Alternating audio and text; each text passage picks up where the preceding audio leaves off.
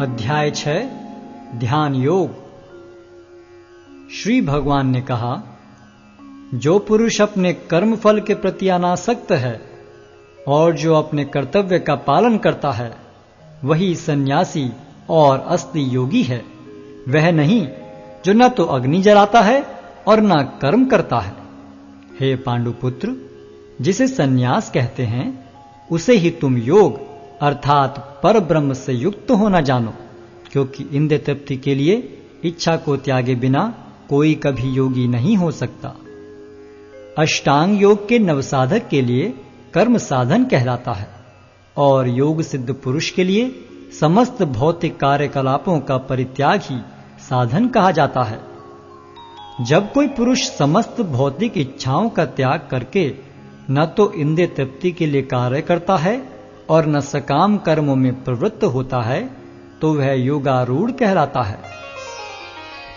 मनुष्य को चाहिए कि अपने मन की सहायता से अपना उद्धार करे और अपने को नीचे न गिरने दे। यह मनबद्ध जीव का मित्र भी है और शत्रु भी। जिसने मन को जीत लिया है उसके लिए मन सर्वश्रेष्ठ मित्र है, किंतु जो ऐसा नहीं कर पाया उसके लिए मन सबसे बड़ा शत्रु बना रहेगा। जिसने मन को जीत लिया है उसने पहले ही परमात्मा को प्राप्त कर लिया है, क्योंकि उसने शांति प्राप्त कर ली है। ऐसे पुरुष के लिए सुख दुख, सर्दी गर्मी एवं मान अपमान एक से हैं। वह व्यक्ति आत्म साक्षात्कार को प्राप्त तथा योगी कहलाता है, जो अपने अर्जित ज्ञान तथा अनुभूति से पूर्णतया संतुष्ट रहता है। ऐसा व्यक्ति अध्यात्म को प्राप्त तथा जितेंद्रिय कहलाता है।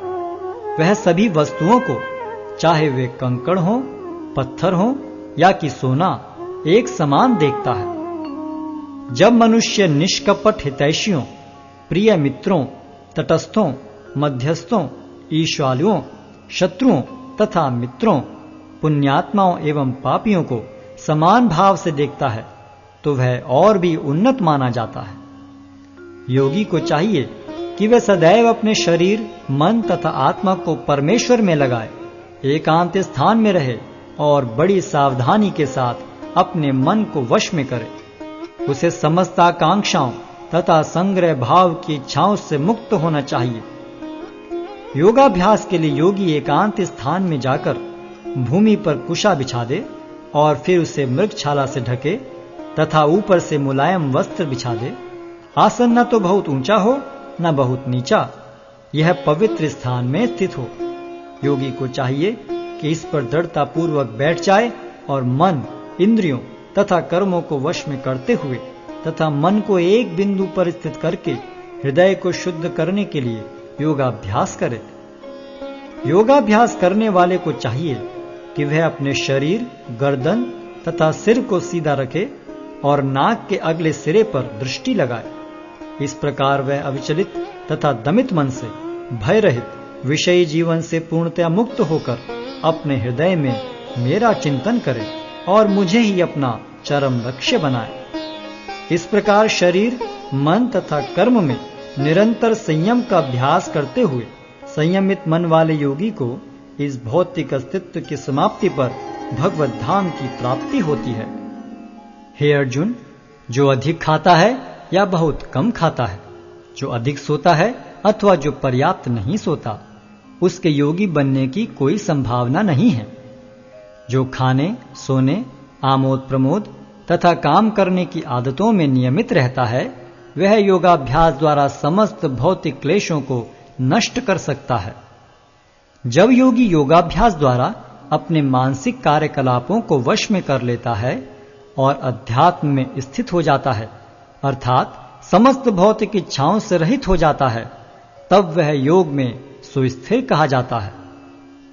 जिस प्रकार वायु रहित स्थान में दीपक हिलता डुलता नहीं, उसी तरह जिस योगी का मन वश में होता है, वह आत्म तत्व के ध्यान में सदैव स्थिर रहता है। सिद्धि की अवस्था में, जिसे समाधि कहते हैं, मनुष्य का मन योगाभ्यास के द्वारा भौतिक मानसिक क्रियाओं से पूर्णतया संयमित हो जाता है। इस सिद्धि की विशेषता यह है कि मनुष्य शुद्ध मन से अपने को देख सकता है और अपने आप में आनंद उठा सकता है उस आनंदमय स्थिति में वह दिव्य इंद्रियों द्वारा असीम दिव्य सुख में स्थित रहता है। इस प्रकार स्थापित मनुष्य कभी सत्य से विपत नहीं होता और इस सुख की प्राप्ति हो जाने पर वह इससे बड़ा कोई दूसरा लाभ नहीं मानता। ऐसी स्थिति को पाकर मनुष्य बड़ी से बड़ी कठिनाई में भी विचलित नहीं होता। यह निस्संदेह भौतिक संसर्ग से उत्पन्न होने वाले समस्त दुखों से वास्तविक मुक्ति है। मनुष्य को चाहिए कि संकल्प तथा श्रद्धा के साथ योगाभ्यास में लगे और पथ से विचलित न हो। उसे चाहिए कि मनोधर्म से उत्पन्न समस्त इच्छाओं को निरपवाद रूप से त्याग दे और इस प्रकार मन के द्वारा सभी ओर से इंद्रियों को वश में करे। धीरे धीरे क्रमशः पूर्ण विश्वास पूर्वक बुद्धि के द्वारा समाधि में स्थित होना चाहिए और इस प्रकार मन को आत्मा में ही स्थित करना चाहिए और अन्य कुछ भी नहीं सोचना चाहिए। मन अपनी चंचलता तथा अस्थिरता के कारण जहां कहीं भी विचरण करता हो, मनुष्य को चाहिए कि उसे वहां से खींचे और अपने वश में लाए। जिस योगी का मन मुझ में स्थिर रहता है वह निश्चय ही दिव्य सुख की सर्वोच्च सिद्धि प्राप्त करता है। वह रजोगुण से परे हो जाता है। वह परमात्मा के साथ अपनी गुणात्मक एकता को समझता है और इस प्रकार अपने समस्त विगत कर्मों के फल से निवृत्त हो जाता है। इस प्रकार योगाभ्यास में निरंतर लगा रहकर आत्म संयमी योगी समस्त भौतिक कल्मश से मुक्त हो जाता है और भगवान की दिव्य प्रेम भक्ति में परम सुख प्राप्त करता है। वास्तविक योगी समस्त जीवों में मुझको और मुझ में समस्त जीवों को देखता है। निस्संदेह स्वरूप सिद्ध व्यक्ति मुझ परमेश्वर को सर्वत्र देखता है। जो मुझे सर्वत्र देखता है और सब कुछ मुझ में देखता है, उसके लिए न तो मैं कभी अदृश्य होता हूं और न वह मेरे लिए दृश्य होता है। जो योगी मुझे तथा परमात्मा को अभिन्न जानते हुए परमात्मा की भक्ति पूर्वक सेवा करता है, वह हर प्रकार से मुझ में सदैव स्थित रहता है।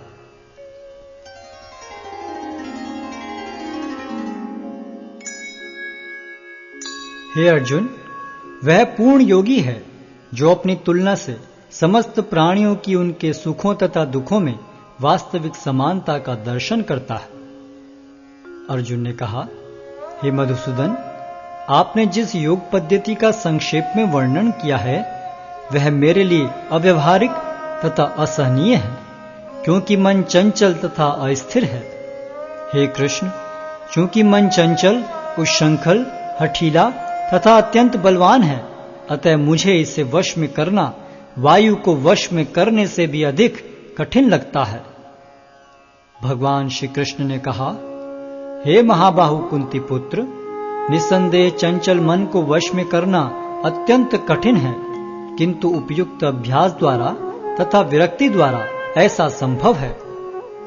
जिसका मन उच्छृंखल है उसके लिए आत्म साक्षात्कार कठिन कार्य होता है, किंतु जिसका मन संयमित है और जो समुचित उपाय करता है उसकी सफलता ध्रुव है, ऐसा मेरा मत है। अर्जुन ने कहा, हे कृष्ण, उस असफल योगी की गति क्या है जो प्रारंभ में श्रद्धा पूर्वक आत्म साक्षात्कार की विधि ग्रहण करता है, किंतु बाद में भौतिकता के कारण उससे विचलित हो जाता है और योग सिद्धि को प्राप्त नहीं कर पाता।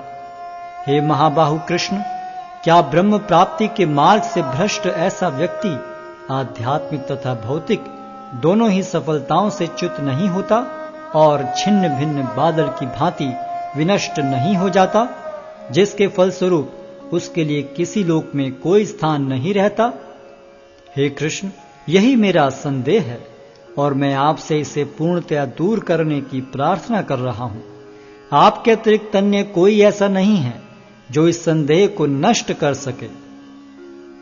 भगवान ने कहा, हे प्रथापुत्र, कल्याण कार्यों में निरत योगी का न तो इस लोक में और न परलोक में ही विनाश होता है।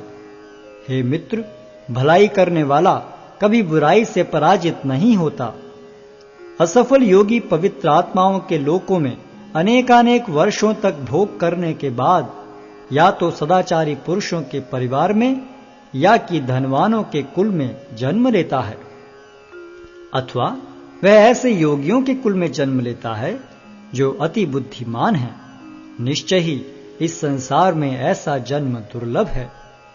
हे कुरुनंदन, ऐसा जन्म पाकर वह अपने पूर्व जन्म की दैविक चेतना को पुनः प्राप्त करता है और पूर्ण सफलता प्राप्त करने के उद्देश्य से वह आगे उन्नति करने का प्रयास करता है। अपने पूर्व जन्म की दैवी चेतना से वह न चाहते हुए भी स्वतः योग के नियमों की ओर आकर्षित होता है। ऐसा जिज्ञासु योगी शास्त्रों के अनुष्ठानों से परे स्थित होता है, और जब योगी समस्त कलमश से शुद्ध होकर सच्ची निष्ठा से आगे प्रगति करने का प्रयास करता है तो अंततो गत्वा अनेकानेक जन्मों के अभ्यास के पश्चात सिद्धि लाभ करके वह परम गंतव्य को प्राप्त करता है। योगी पुरुष तपस्वी से, ज्ञानी से तथा सकाम कर्मी से बढ़कर होता है। अतः हे अर्जुन, तुम सभी प्रकार से योगी बनो, और समस्त योगियों में से जो योगी अत्यंत श्रद्धा पूर्वक मेरे परायण हैं, अपने अंतःकरण में मेरे विषय में सोचता है और मेरी दिव्य प्रेम भक्ति करता है, वह योग में मुझसे परम अंतरंग रूप से युक्त रहता है और सबों में सर्वोच्च है। यही मेरा मत है।